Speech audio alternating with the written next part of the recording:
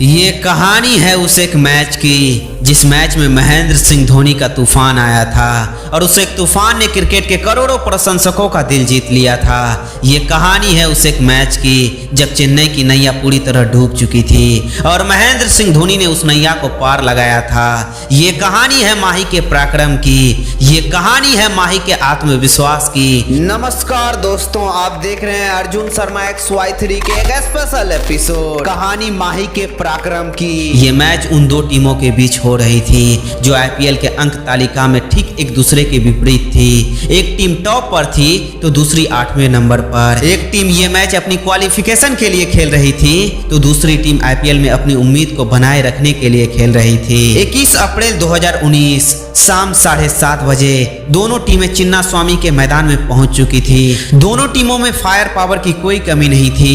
एक तरफ दुनिया का सर्वश्रेष्ठ बैट्समैन था तो दूसरी तरफ दुनिया का सर्वश्रेष्ठ कप्तान। एक तरफ मिस्टर IPL था तो दूसरी तरफ IPL का किंग था। इस मैच के लिए इतिहास हमेशा हमेशा के लिए साक्षी बनने वाला था। टॉस हार कर पहले बल्लेबाजी करने उतरी RCB की ओर से पारी की शुरुआत कर रहे थे स्वयं विराट कोहली और पार्थिव पटेल।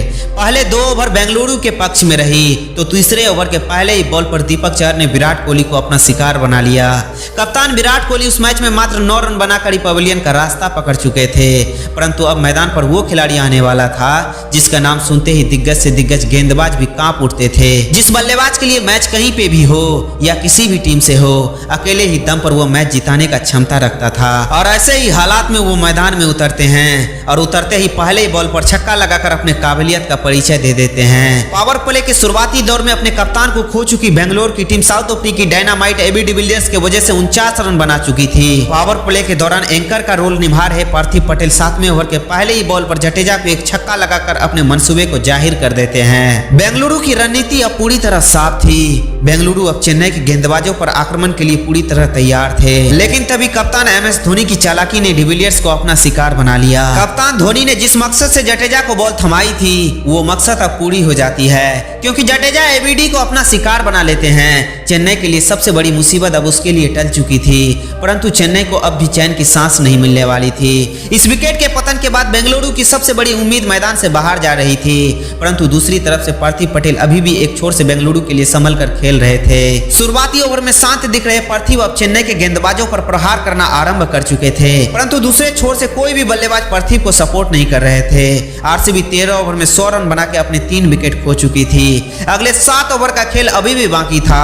धीरे धीरे पार्थिव अपने अर्धशतक की ओर बढ़ रहे थे तो वहीं दूसरे छोर से एस्टोनिस भी बड़े शॉट्स लगाकर बेंगलुरु को एक सम्मानजनक स्कोर की ओर आगे बढ़ा रहे थे। 16वें ओवर में एक बड़े शॉट्स के साथ पार्थिव का अर्धशतक आता है, परंतु अर्धशतक के कुछ देर बाद ही ब्रावो पार्थिव को अपना शिकार बना लेते हैं। ब्रावो की स्लोअर वन पार्थिव के समझ से परे निकली। उस दिन पार्थिव ने 37 गेंदों में 53 रनों की शानदार पारी खेली। RCB के लिए 16 ओवर खत्म हो चुकी थी और RCB के खाते में 16 ओवर में 124 रनों पर 4 विकेट थी। अब RCB के लिए मैदान पर इंग्लैंड के दिग्गज ऑलराउंडर मोइन अली और ऑस्ट्रेलियन हिटर मार्क स्टोनिस थे। दोनों ने मिलकर RCB के पारी को आगे बढ़ाया, लेकिन 17वें ओवर में इमरान ताहिर ने स्टोनिस को अपना शिकार बना लिया।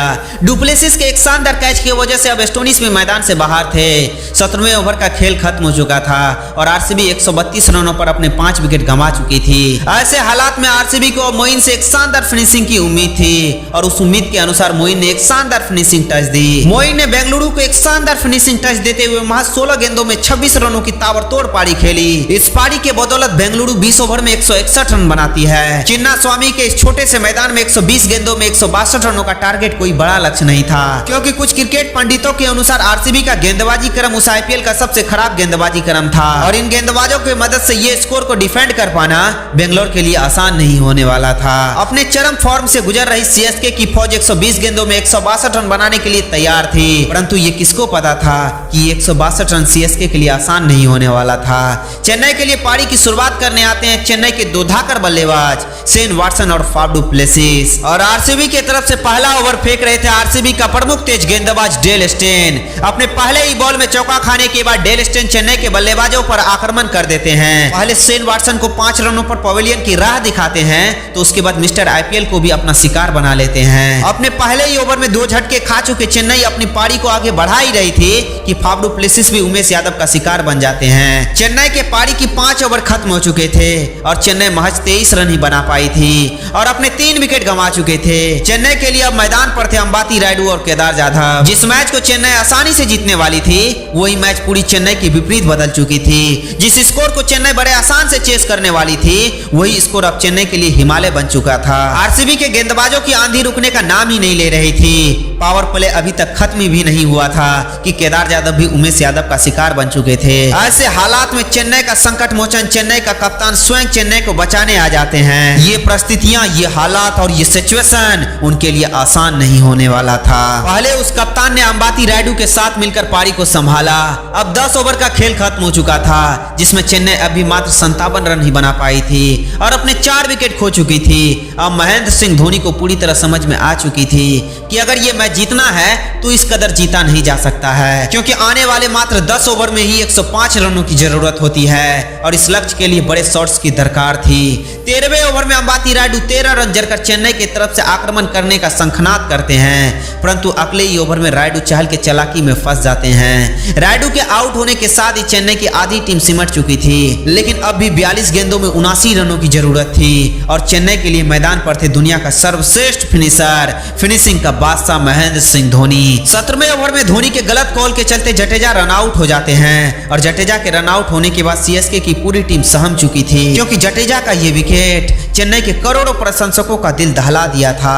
ऐसे हालात में माही फैंस को सिर्फ एक ही उम्मीद थी कि उनका माही यहां से पारी को संभालेगा और बड़े शॉट्स खेलकर उनके फेवरेट टीम को जिताएगा। कप्तान महेंद्र सिंह धोनी के लिए ये हालात कोई पहली बार नहीं था। उससे पहले भी महेंद्र सिंह धोनी ने कई ऐसे मैचेस को अपनी टीम को जिता चुके थे। आखिरी ओवर पर विराट कोहली ने उमेश यादव को महेंद्र सिंह धोनी के सामने लगाया। महेंद्र सिंह धोनी ने यादव के पहले ही बॉल पर चौका लगाया और अगले 3 गेंदों में 16 रन जड़ दिए थे। अब अगले 3 गेंदों में 10 रनों की जरूरत थी, लेकिन चौथे गेंद पर धोनी को सिर्फ 2 रन ही मिले। अब अगले 2 गेंदों में 8 रनों की जरूरत थी और वहीं 5वें बॉल पर धोनी एक लंबा छक्का जड़ देते हैं। अब 1 गेंदों में सिर्फ 2 रनों की जरूरत थी, लेकिन दुर्भाग्य से आखिरी बॉल धोनी के बल्ले से नहीं लगती है और चेन्नई ये मैच 1 रनों से हार जाती है। दुनिया के लिए ये मैच भले ही बेंगलुरु ने जीता था, लेकिन क्रिकेट के रियल फैंस का दिल कप्तान महेंद्र सिंह धोनी ने जीता था। धोनी ने उस दिन 48 गेंदों में 7 छक्कों की मदद से शानदार 84 रनों की पारी खेली थी और अपनी फिनिशिंग की लोहा पूरी दुनिया को मनवाई।